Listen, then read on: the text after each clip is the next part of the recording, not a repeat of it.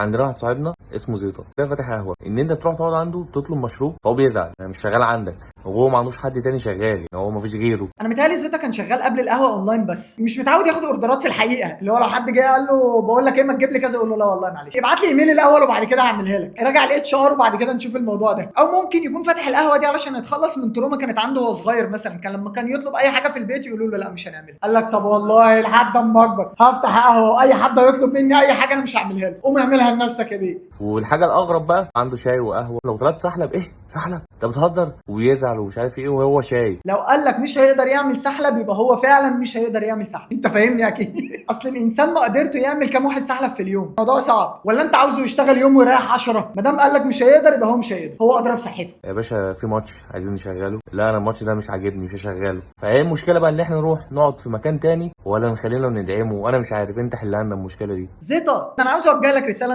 انت كده بتزيد بجد يا زيطه. انا كده فهمت هم ليه مسمينك زيطه بجد، يعني ولا مشاريب ولا كوره، امال فاتح القهوه عشان تلعب سكرو، بيشجع اللعبه الحلوه دي. انزل بالدش، برافو عليك. انا من رايي تعامله زي ما هو بيعاملك، يعني عزمه عندك مثلا عزومه في البيت وقدم له اطباق فاضيه، قول له لا والله النهارده مش طابخين يا صاحبي.